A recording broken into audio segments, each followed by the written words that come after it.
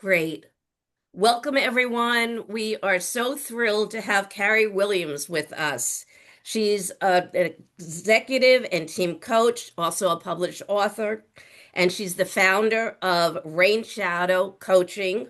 And she's helped so many lawyers and firms move from stress to sustainable high performance. We know how stressful this profession can be, let alone life in general. So we're so happy she's giving her time to us today. And with that, Carrie, feel free to tell us a little more about yourself, and then we'll get right into the webinar. Thank you all for joining. Thank you so much for having me. It is a pleasure to be here. So I'm Carrie Williams. I'm based here in the Valley in Los Angeles, California. I'm Encino adjacent. For those of you familiar, I'm in Lake Balboa. Um, I'm an executive and leadership and team coach. So I help my clients reach and sustain high performance, high impact while avoiding burnout.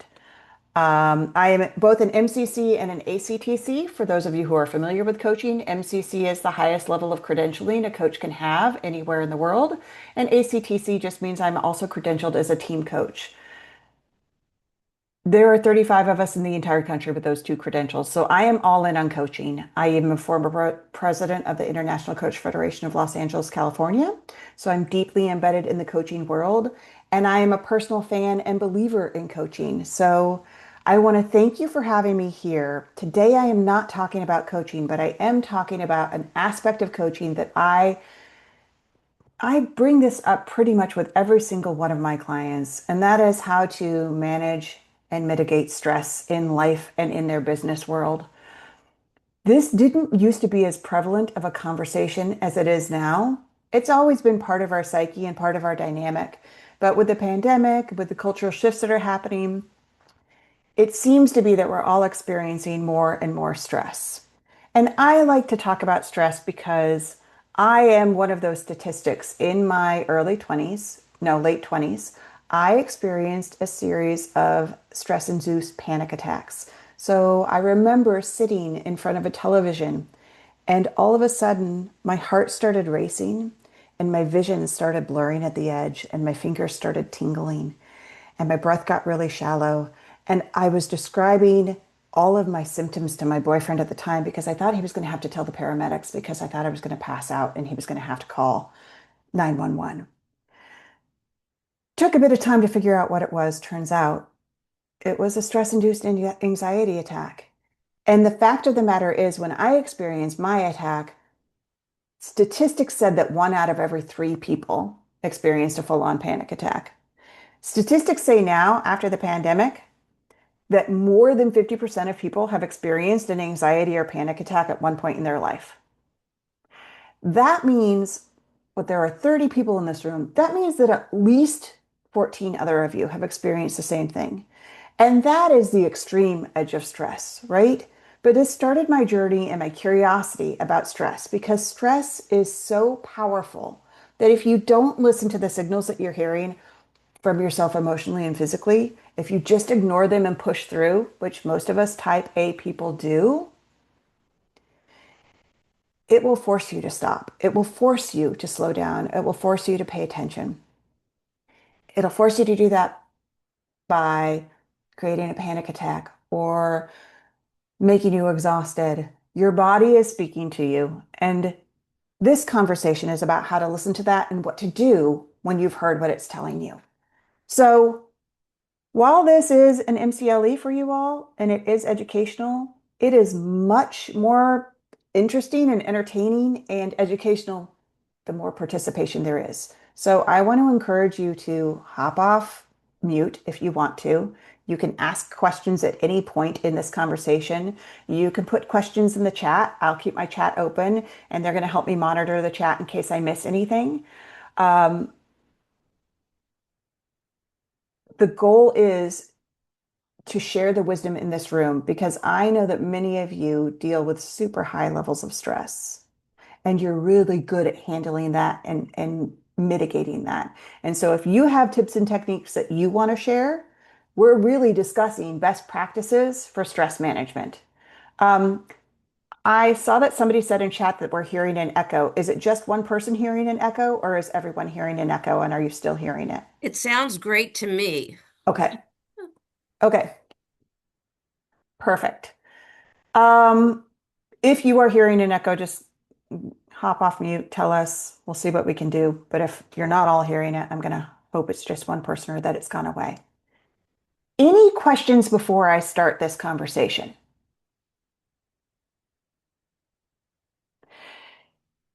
All right, then let's get going. I'm going to share screen. Can everyone see that? Yes, that looks great. Excellent. Okay, we're going to start with a poll. And you could either hop off mute and shout out a number, or you can put a number in chat. Or if you're feeling shy, you can just come up with the number yourself and not share it out loud.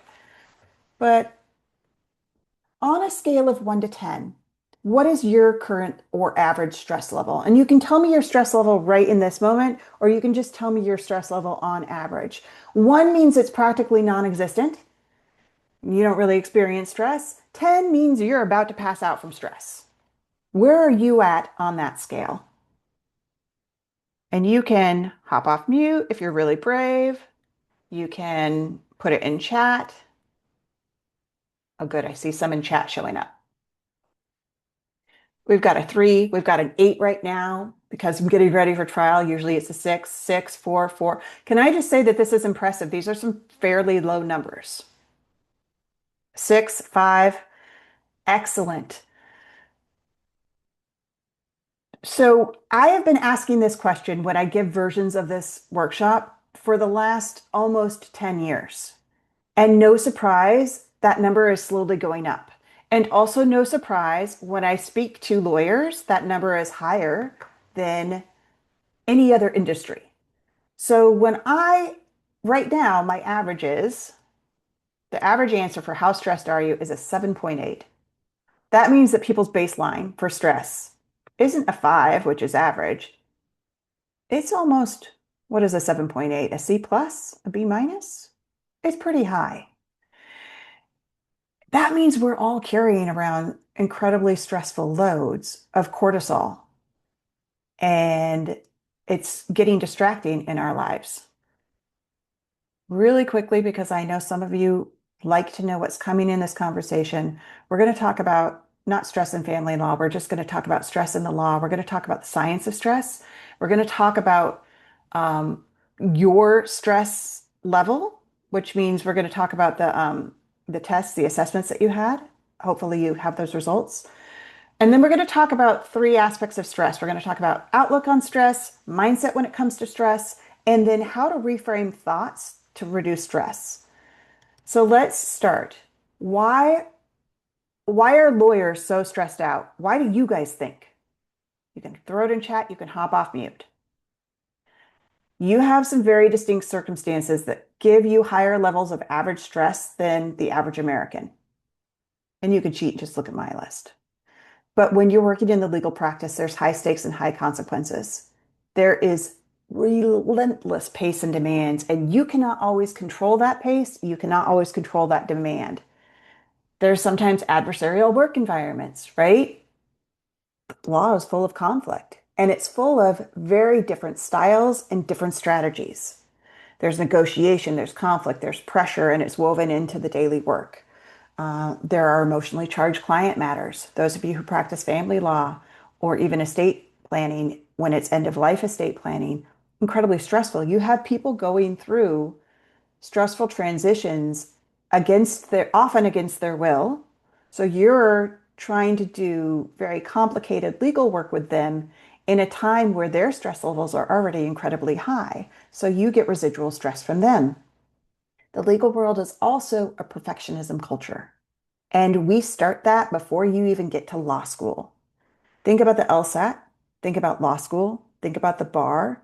We strive for as close to perfect as possible. And that becomes exhausting and cortisol inducing. There's limited control over workload. If you don't have your own firm, your assigned cases, your assigned clients, you really have no choice in it. You just have to muddle through with what you're given. There's also cognitive overload. complex analysis, there's multitasking, there's continuous problem solving. And then you combine all of that with limited time for recovery or self-care. And we get to workshops like this because we need to talk about stress and how to manage it and reduce it. Anything that I missed, or did that pretty much encapsulate the majority of your stressful issues from work? Notice that this didn't even include everything that's happening in your personal lives. This is just in the workplace. Client expectations, deadlines. Robin says judges, payroll, ungrateful clients, deadline. Julie said client expectations and deadlines.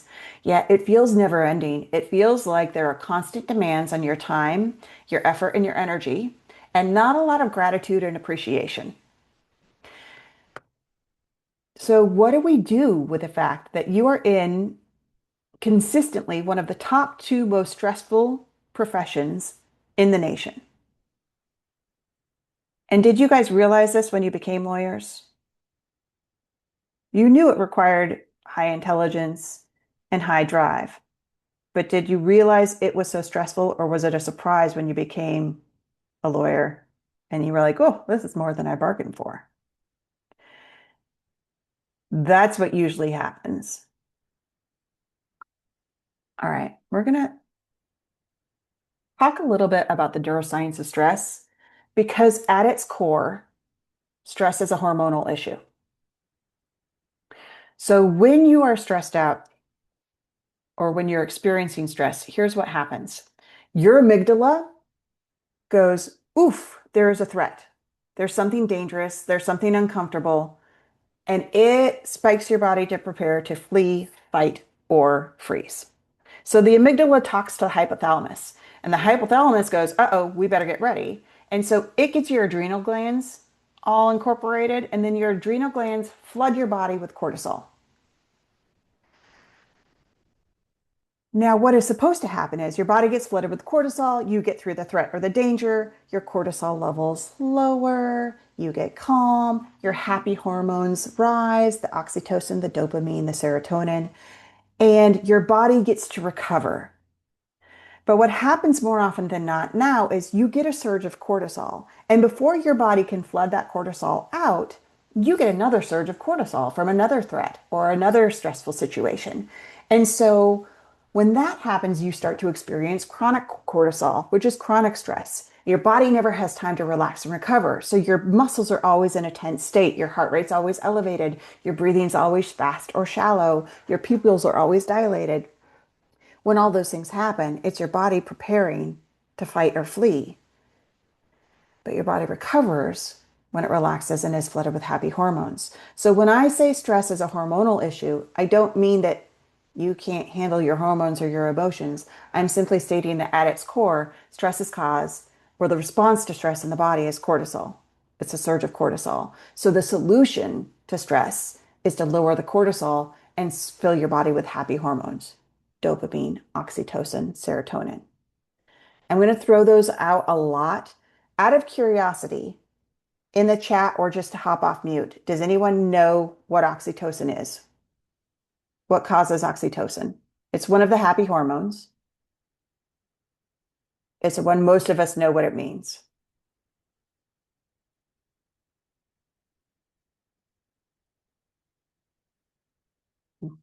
Oxytocin is the love hormone.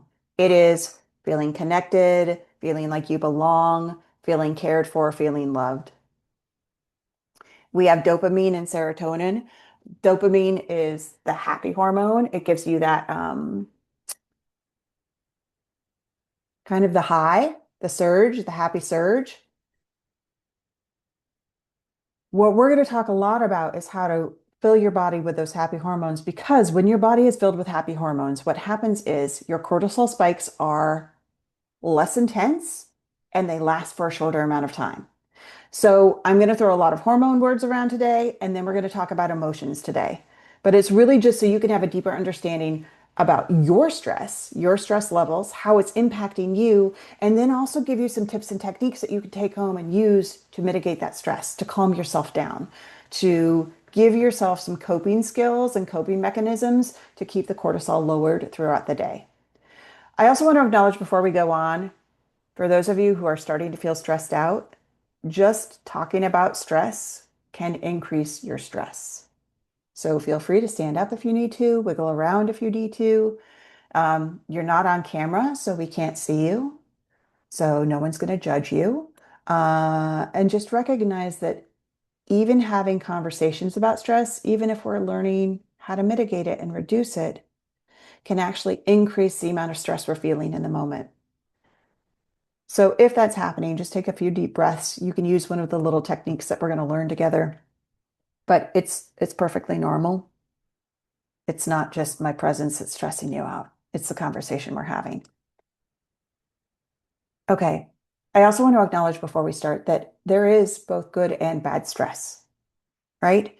If there is a tiger coming at you and you get a surge of cortisol, that surge of cortisol is going to protect you. It's going to save you.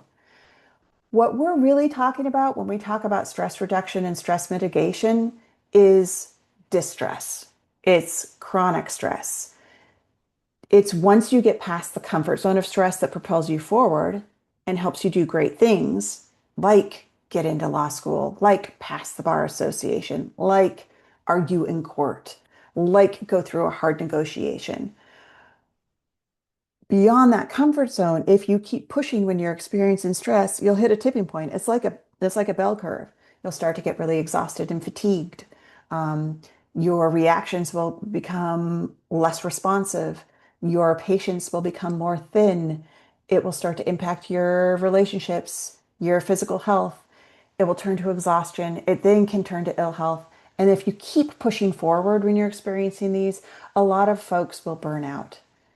And stats say that, particularly in the legal industry, that 70% of lawyers experience this feeling of extreme burnout at least one point in their career. And of those 70%, over half of them leave the law when it happens.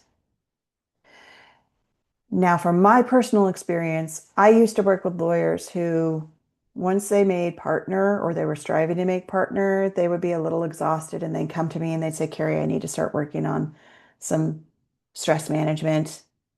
I can't practice the law the way I've been practicing the law. I need to leave the law.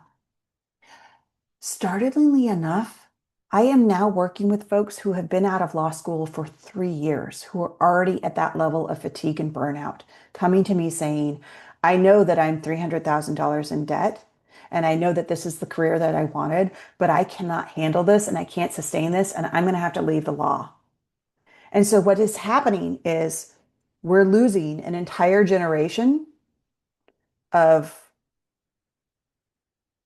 financial income because it's usually traditionally it has been the associates that come out of law school that we kind of put through the gauntlet and work to the ground and they pay their dues and we bill for all of those hours, but they are not able to bill as often and as much, and they're burning out much faster.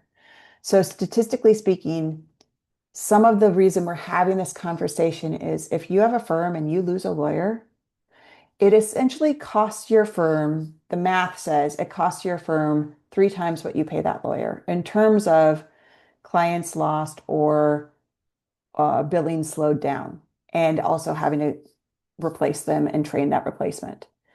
So if you have a lawyer who's making $300,000 a year and they burn out and they leave, that hits the firm to the tune of $900,000.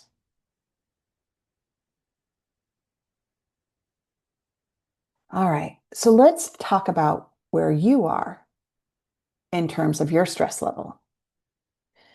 How many of you had a chance to take the 2 assessments that I sent out before? I'm hoping you did.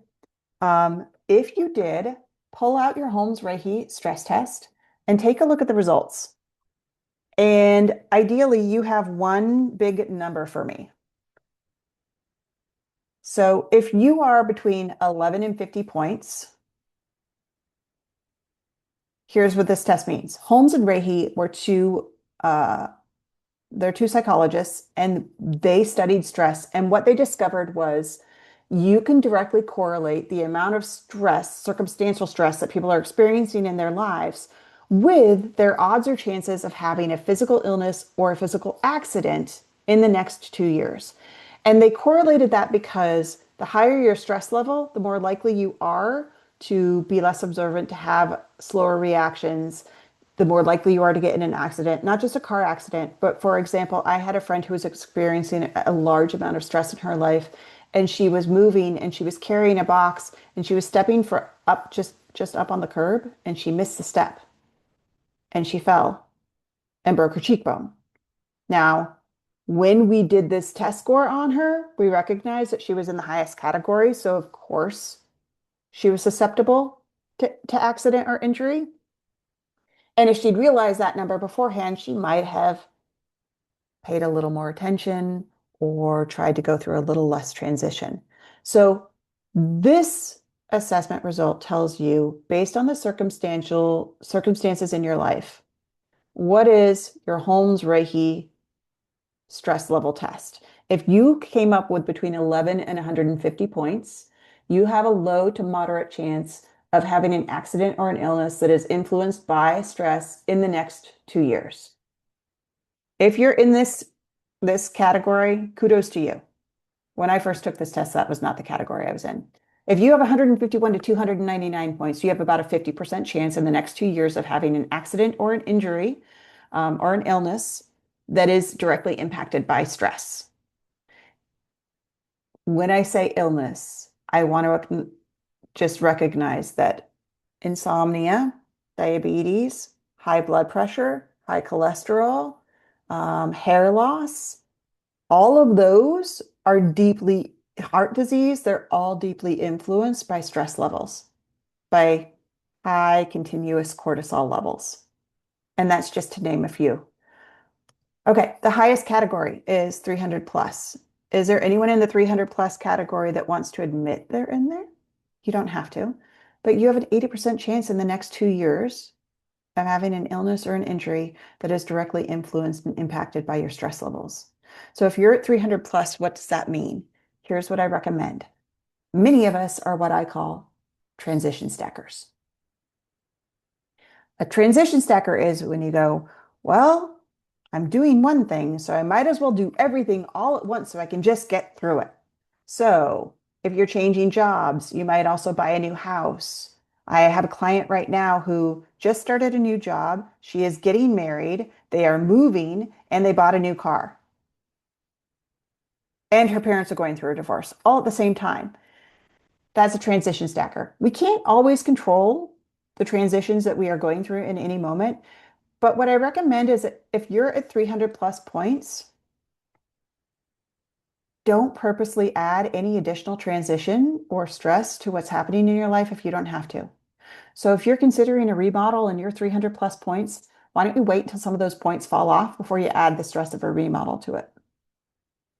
If you're considering a divorce, I'm not encouraging you to hold off on the divorce until your stress levels are lower. There are some things, of course, you can't hold off on.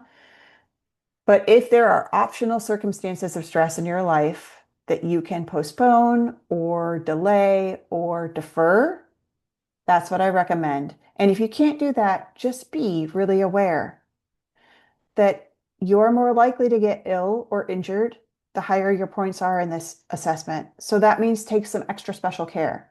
Up your self-care, um, reduce distractions, really increase focus and mindfulness so that you're less likely to experience any of that. Okay. Julie said that she took a vacation in the middle of a trial, and on the first day, she slipped on the top of the stairs and broke her ankle and leg.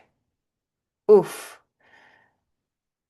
It's those silly things that happen, right? It's when you're stressed out, and that's when you get in a car accident. And it's just simply because you're carrying a large mental load, you're carrying a high hormonal load, and you're distracted.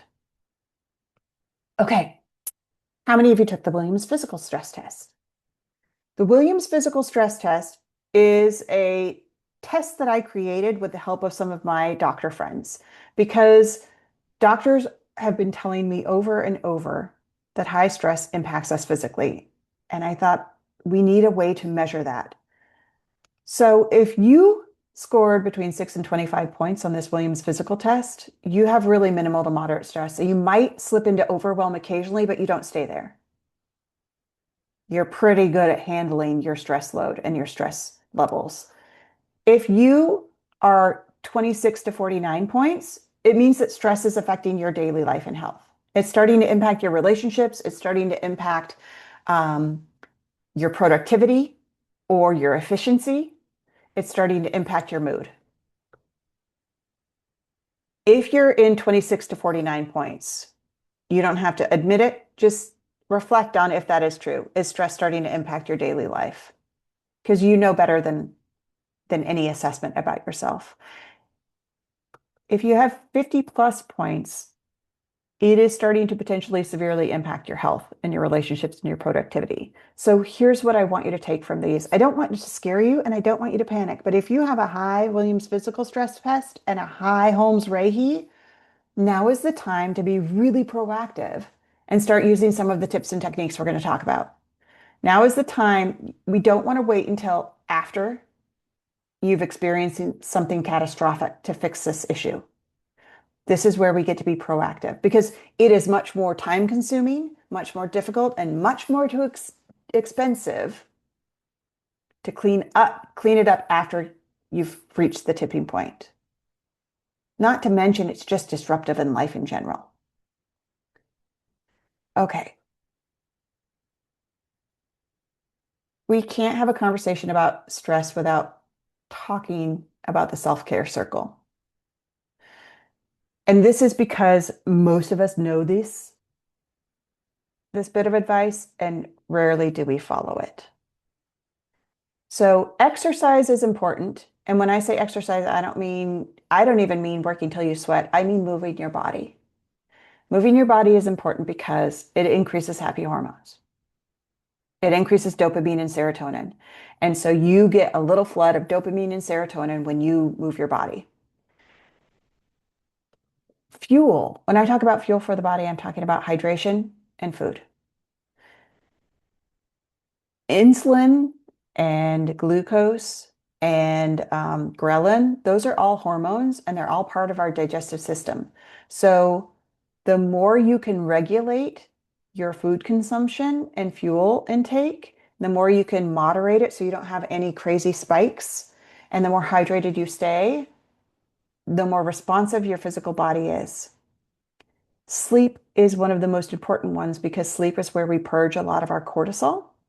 And also, if we have high cortisol, it impacts our sleep. Did you know?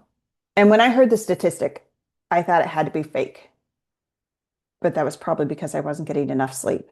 Did you know that 80% of all humans need 8 hours of sleep to function really well? There are 10% that can function on less, and there are 10% that can function on more. In the chat, how many hours of sleep do you get on average? And this is not, I'm not trying to judge you. I'm just trying to show a pattern here because these numbers are going to show up. I'm going to predict consistently low.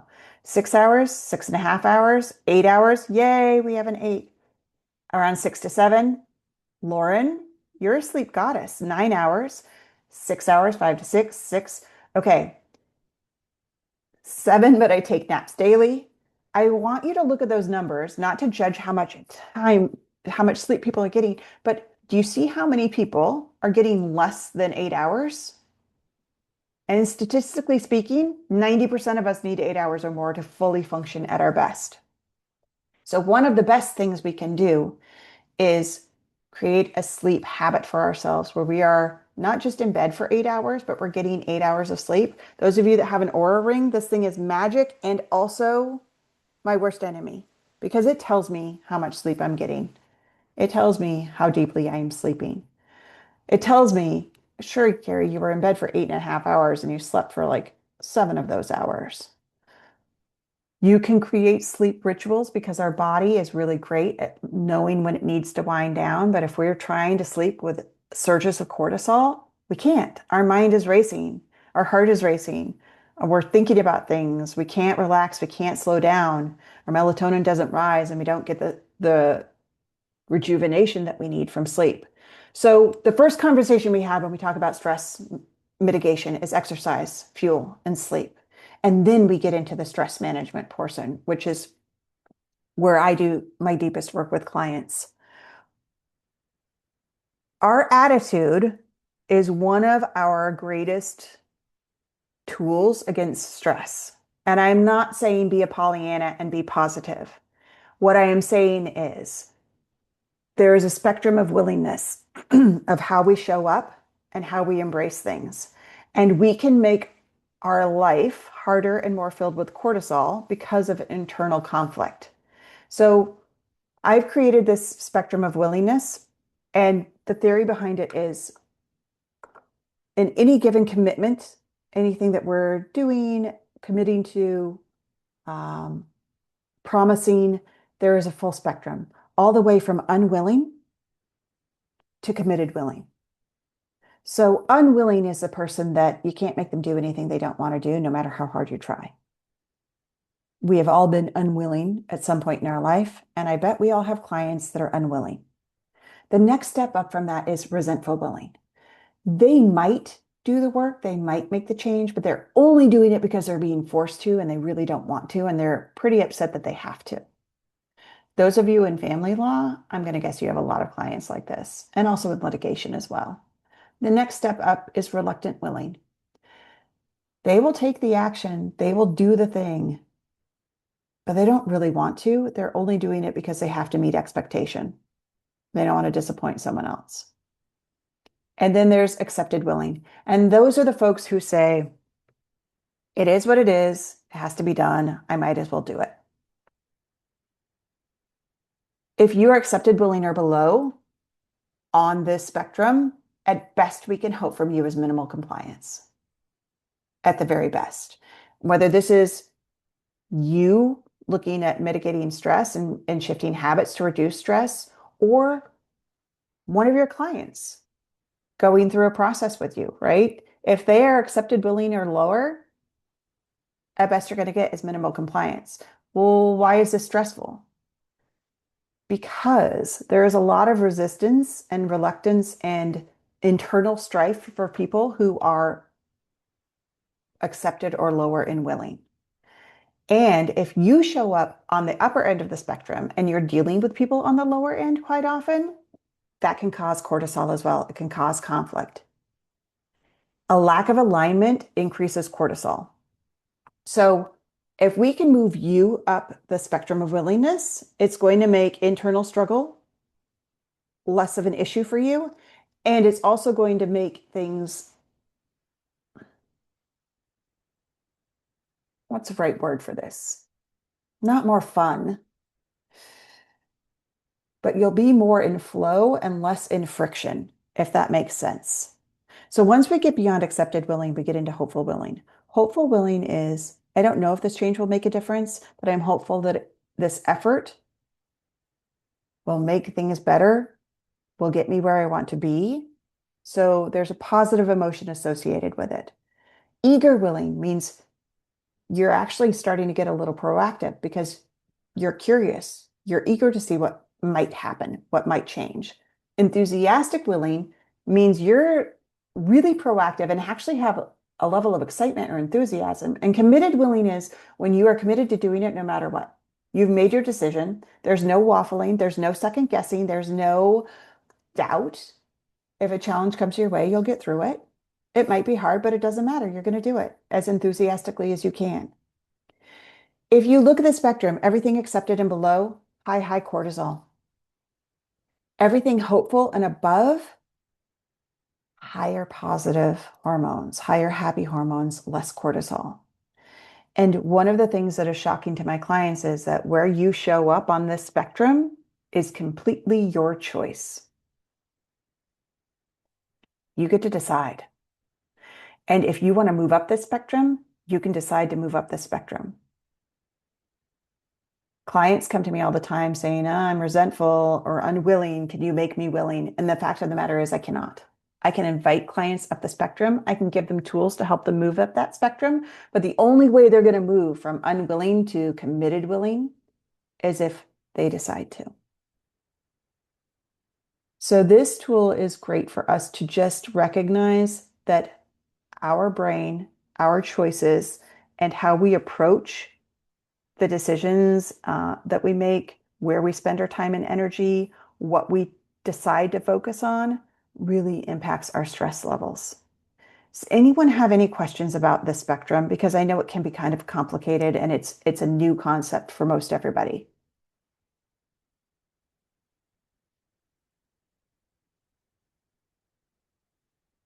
Okay, don't see anything in chat. If you do, again, if you have questions about something that I've already covered, raise your hand, unmute, shout out. It's nice to know I'm just not talking to the void. So I appreciate it when you share in the chat too.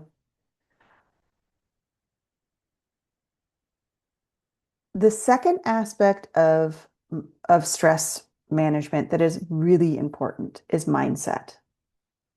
When I use the term mindset, I am talking about fixed versus growth mindset. Most people who aren't familiar with terms of mindset think I'm talking about positive versus negative.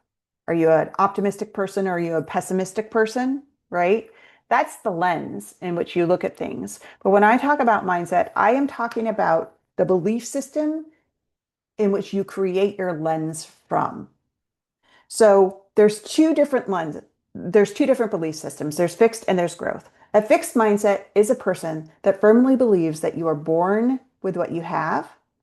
You're born with the talents you're given. You're born with the intelligence you're given. You can make the most of what you have, but you can never get more. While growth really believes that given energy and effort and investment beyond beyond mental and physical limitations, pretty much anything is possible. And I have to say that now because there are so many of us that navigate the world with neurodivergencies or physical divergencies. Um, but beyond that, they believe that given enough time, given enough effort, given enough practice, anything is possible. So, why are these two different mindsets important for us to understand? Because a fixed mindset, when they come upon a challenge, they will avoid the challenge because if they don't think they can succeed, they'd rather not try. Because if they don't succeed, what happens is they take it personally and they say, well, I failed at that, so I am a failure. The same thing happens when they have obstacles. If there's an obstacle in their way, they might lose focus or get distracted or go to something that is easier because the something that is easier reinforces to them that they're an expert, that they have value, that they have skill, whereas struggling with an obstacle impacts their identity. Somebody in a fixed mindset views effort as fruitless. If they are not good at something from the beginning, odds are they're not going to keep at it until they're good. They really don't believe that 10,000 rule. 10,000 hours, you can be an expert at anything. And what I find most interesting is when you give criticism or feedback to somebody who's in a fixed mindset, they will ignore it or blame it on outside circumstances or other people, or they'll give you a false yes or a counterfeit yes, like they're absorbing it, and then they will throw it away. Because when you give feedback and criticism to someone in a fixed mindset, they do not see it as you criticizing an action. They see it as you criticizing the individual themselves. And so someone in a fixed mindset really views the success of others as a threat because they view the world in that scarcity mindset, like that whole idea that there's a pie, and if you have a bigger piece of the pie, that means less pie for me. And that's what the lens that they're putting on. That's the attitude that they're picking up, the pessimistic lens that they're putting on. Here's what I find interesting. Some psychologists did tests where they took preschoolers and they put them in a fixed and growth mindset. And then they gave them really, really hard puzzles to do. What do you think happened? The kids in the fixed mindset, first off, stopped with the puzzles much earlier. They stopped usually less than 5 minutes from starting, while the growth mindset kids, on average, did 18 minutes with the puzzles, and some even did over 30 minutes. But it was the feedback and the comments and the enthusiasm that these children had. The fixed kids got really frustrated, got really annoyed, got angry. The growth mindset kids, one said, "Oh, I was hoping I would be challenged today." One asked if they could get the name of the puzzle so they could ask their parent to buy it so they could take it home and practice. That's two very different perspectives and attitudes when it comes to challenge, when it comes to hardship, when it comes to growth, and also when it comes to stress. So, what I have discovered with working with my clients is my clients who have a fixed mindset in general struggle much more with stress than my clients who have a growth mindset. So, one of the first things we do is try and switch them into growth mindset when it comes to stress in particular. I do want to say that we're not always fixed or always growth. We have situations where we're really fixed or we're really growth. I'm really growth when it comes to coaching and business building. I tend to get really fixed when it comes to my mother in law. She's a fixed mindset herself. She triggers my fixed mindset. It gets really frustrating. It is not fun. So you can be both growth and fixed at the same time. I'm really talking about encouraging you to become growth when it comes to stress. And why is that? Because a growth mindset when it comes to stress believes that if we put effort and energy into it, it is fixable. We can reduce it. We can make it, we can create coping mechanisms that handle it, as opposed to the fixed mindset gets very, very overwhelmed when it comes to large amounts of stress. They will get very overwhelmed. They will sometimes shut down and they will stop trying. And we can't solve the issue of stress if we're not willing to do a little bit of the work, to get a little messy. Any questions about fixed versus growth? This is Linda. I have a Yay. question. Oh, good. What if you're dealing with clients who think they have a growth mindset, but they absolutely have a fixed mindset and they're kind of self-delusional? How do you work with them? Well, the first task is not to catch their fixed mindset because fixed mindset is contagious. So if I put you in a room full of people with fixed mindset and your growth, you are more likely to become fixed than they are more likely to become growth. So be aware of that and manage where you are. Secondly, is you have to change your language because a fixed mindset, if you give them the feedback of, hey, you're being very fixed mindset here, they're going to take it as extreme criticism and they will either get defensive or aggressive. Is that what tends to happen with your client?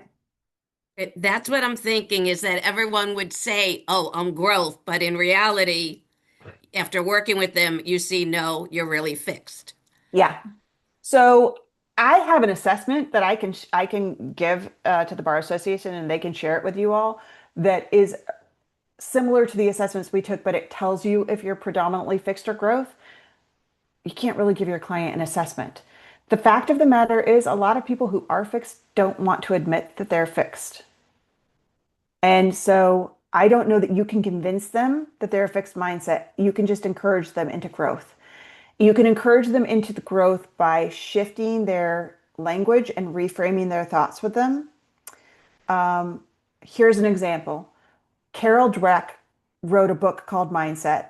She's kind of the goddess of mindset, and it's a really good read if you want to read it. It's easy to read. And she was brought into an inner city school, I think in Chicago. It was a high school, and they had a horrific graduation rate. It was insane. And they thought they brought her in because they didn't understand why all of these kids were failing out, quite often seniors, and they just wouldn't finish and get their degree. And she did a really deep analysis and studied everything from the classes they were taking to their economics to their family dynamics. And in the end, she changed one thing. On report cards, they no longer gave an F. Instead of an F, they said, not yet. And here was her belief behind that. When you give a child an F who is already struggling in their fixed mindset, they think, well, I failed. I'm a failure. What's the point of trying anymore? I can't succeed anyway. But if you say not yet to that child, they go, what do you mean not yet? What will it take to get to yes? And so it's a reframe. And so you can be very specific with your language with clients that are in fixed mindset. You want to frame everything in an open-ended way instead of a closed-ended way. And you want to frame it leading towards action. So when you're giving a fixed person feedback, you have to be giving actionable feedback. So you can't say, mm, you're not showing up well. What you can say is, when you show up in this way, here's how it impacts the results that we're getting. You could consider showing up in this different way and see if we get different results. It feels like a lot of hand holding because it is. It's just much easier to not have clients who are fixed. Um, but you can shift them out of fixed mindset. Did that help at all, Linda? Yes, thank you. Okay. I'm a firm believer, and fully admit I'm completely biased because this is what I do for a living. I really believe in the power of coaching, but I believe that coaching skills for lawyers is a necessity because it increases the client experience so much and it helps you meet your client where they are. What you do with clients is really difficult because you have an agenda. You're trying to get them through the legal system with the greatest possible outcome for them, right? And they might have a completely different agenda. So there are coaching skills like deep listening and paraphrasing and bottom lining and this fixed and growth mindset that are tools that I find really elevate the experience a client has with a legal professional when they incorporate a little bit of this into their client experience. It's not to say that it makes you a better lawyer, but it does make it a better experience. And there are not studies that show this, but there are studies that show that the doctors who are sued for malpractice are not the worst doctors. They're the doctors with the worst bedside manner. And I firmly believe that if we did a study for malpractice suits, aside from the outliers of the clients that are just going to sue anyway because they're upset, those that have more malpractice suits are just those with less effective bedside manner. The client experience isn't there. And so when hardship comes in the results, they feel like it's safer to lash out at you. Again, it's all hypothesis. Now I'm going to have to do the study and figure out if it's true, aren't I? Okay, here's another combat to stress. There is a woman named Barbara Fredrickson. Barbara Fredrickson is the queen of positive psychology. Are any of you familiar with positive psychology? Uh, she came up with this theory and did a study that said that there is a tipping point between positive emotions and negative emotions for overall well-being. So what she said was, for every negative emotion we feel and the cortisol it produces in our body, to balance it out, we must experience three positive emotions. And if we can balance it out and hit that 3 to 1, that is when our body is flooded with happy hormones, and that's when everything feels easy and in flow. Have you ever had that experience where you just feel in the moment and unstoppable? And even challenges are coming at you and you're dodging and like you're in the zone, you're in the flow. That's what this is. The 3 to 1 is the flourishing zone, where you almost feel like you're rising in spite of things. Now, conversely, if you're under that 3 to 1, you're in the struggle zone. It's where you feel like you're putting all this energy and effort in, and you can't even keep your head above water, and you're sinking no matter what. And so, what she said was, we just need to be very conscious of 3 to 1, three positive emotions to one negative emotion. Now, here's the tricky part.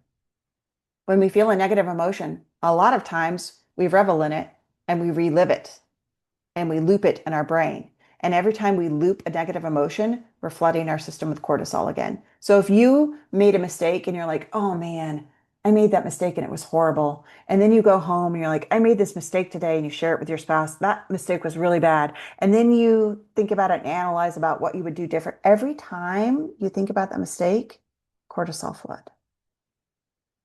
Conversely, usually when we experience something good, we don't really revel in it. Occasionally we savor it, but very rarely do we go, did you see that thing I did? I'm pretty amazing. Did you see that amazing thing? Look at this amazing thing I did. And then when you get home, you go, today I did an amazing thing. We should celebrate me because I'm amazing. I do amazing things. That's not how we operate.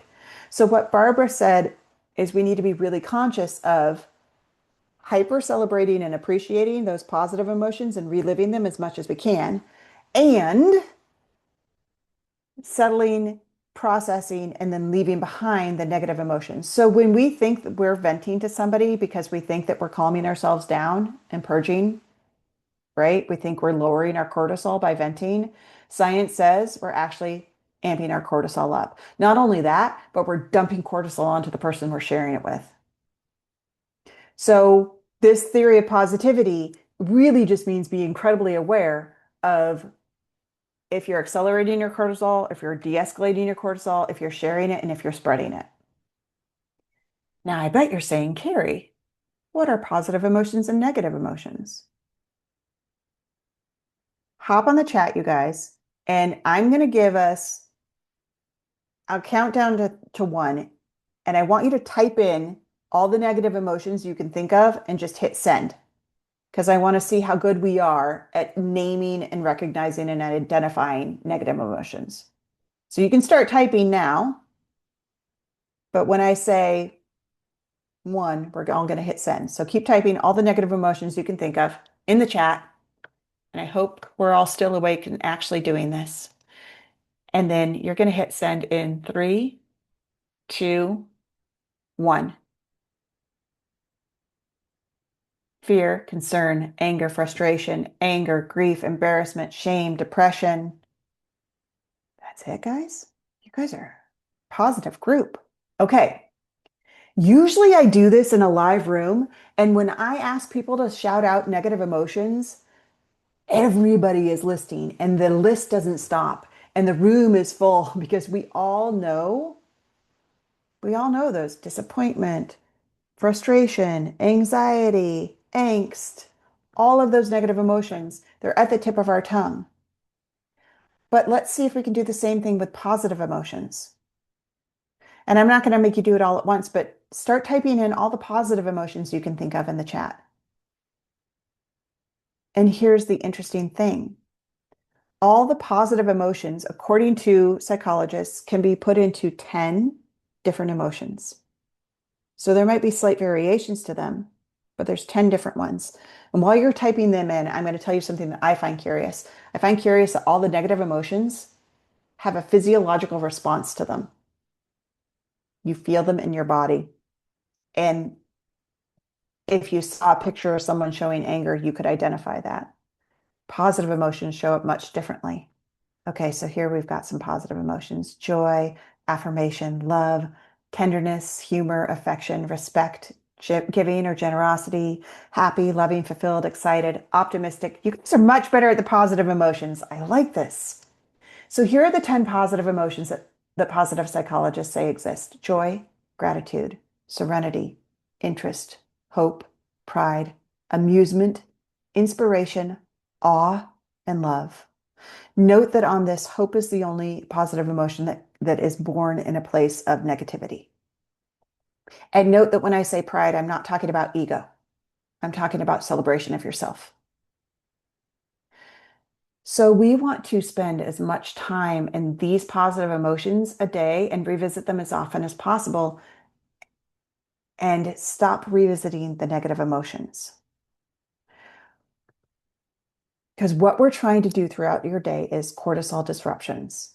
And you can do that with a positive emotion. You can do that with putting yourself into growth mindset. You can do that with reframing and shifting a thought process. So here are some tips that my clients have used to increase positivity. And if you have a tip, share it, please. Spending time in nature boosts your positivity, boosts your happy hormones. Doing a daily gratitude journal will boost your happy hormones and your positivity because that's appreciation, right? It's celebration and it's pride. Creating a daily anticipation list. If you just wake up in the morning and think about three things that you're looking forward to that day, it gets you focusing on the positive, and you get a happy hormone burst from thinking about them before you do them. Learn and apply your strengths. Your strength is something you're good at and you love doing it. We feel much more dopamine, serotonin, and oxytocin when we are living in our strength and zone of genius than we do if we are constantly being challenged. And I'm a believer in constantly in challenging ourselves, but we've got to balance it because challenge sometimes brings cortisol.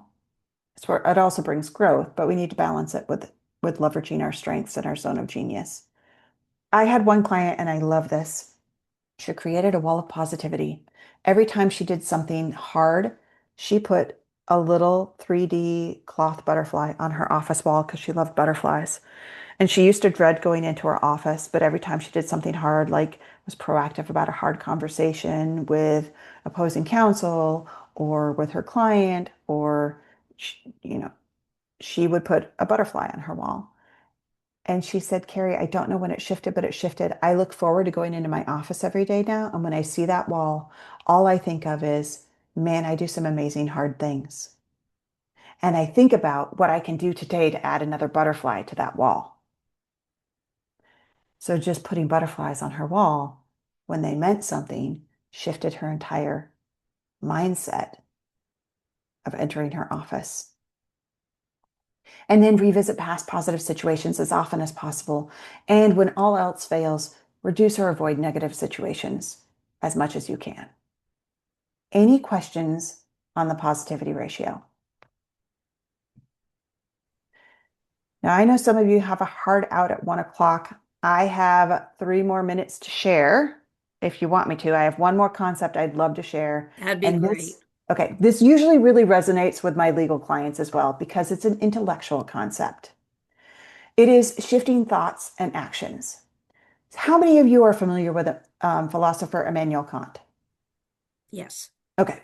A lot of people studied him in law school and logic when we're covering logic. So here's what he said. When people try to change and shift things, when they come to me, they usually say, I need to change this habit, and they focus on the action. What Immanuel Kant said was, there are circumstances or triggers in our lives, and then there are thoughts that we think because of that, and that thought makes us feel a certain way, and that feeling causes the action. So if we want to change the action, we have to first change the thought because we can't necessarily change the circumstance. So here's his example. In his scenario, I see a tiger. That's the circumstance or the trigger. So I see a tiger, so I think I'm in danger. When I think I'm in danger, I feel afraid. And when I feel afraid, I run. And what he said is, if you don't want to run, you can't just sit there and say, I'm not in danger, I'm not in danger, feel happy, stay here. You can't just white knuckle it. That just increases your cortisol. What you have to do is reframe the thought into something that is also true, but that prompts emotions that would make you choose a different action. Here's how this works in real life. I was giving this, I was having this conversation at the California Employment Lawyers a few years ago, and there was a woman who said, Carrie, I have an example. I need you to help me talk through this. And she was doing, she was doing co-counsel on a case, and the co-counsel that she was working with was much more experienced than her and much more had a stronger reputation and a bigger ego. And when they were working together, he constantly put her down to make himself look better. He constantly made her feel inferior. And some of it was overt and some of it was subvert. And she said, Carrie, I hate working with this person. And I just shut down and I'm not doing the job for my client that I want to be doing. And I said, okay, so you're shutting down because what are you feeling? She's like, I feel attacked. I feel doubtful. I feel insecure. And I said, okay, because what are you thinking when he says those things to you? And she says, I think he thinks I'm stupid and useless. And I said, okay, so if we want to change you shutting down, what do we want to change it to? And she said, well, I want to lean in and do the best job possible for my client. And I said, great. What do you need to feel to do that? She said, I need to feel, and this conversation took much longer. I'm going fast. She goes, I need to feel calm and confident. And she said, and I'm actually at my best if I can find a little humor in it, but that's impossible in this situation. I said, all right. I said, so let's see if we can find a thought that would help you feel all of those things. She said, there's nothing about him that makes me feel those thoughts. I said, okay. I said, why do you think he says these things to you? She said, probably trying to make himself feel better. And I said, oh, poor baby. He's putting you down so he can feel better himself. And that comment of poor baby helped her immensely because what she said was, it does feel like he's a baby. And I said, well, if he was a baby, how would you handle it? She's like, I would say, poor baby, you need some attention. I said, great, play with that. And so she started visualizing him with a pacifier and a bonnet and a diaper. And every time he put her down, what she thought was, he's feeling really insecure and he needs reassurance. Poor baby. And also the picture of him in a diaper and a pacifier made her laugh on the inside. We sent her back to the workplace to try it out. She said, I don't think it's going to work. And I said, well, you just let me know if it works. And 3 days later, she called me and she said, it's working.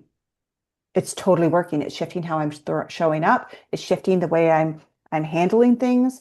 And 3 months later, she reconnected with me and she said, he is my favorite person to work with now. He actually brought me in on 2 more cases. And I said, yes, because I was able to shift and turn it into a positive emotional experience instead of a negative emotional experience. So you all have wicked smart minds. You can change the thoughts. You can reframe them into a thought that is also true, that will help you feel the emotions that you need to feel to spur the action that you want to take instead of the one that you are. I want to be respectful of your time and I want to say thank you so very much. I have really enjoyed this conversation with you all. I am happy to have a deeper conversation with anyone that wants to talk about stress or coaching in general. I geek out on this stuff.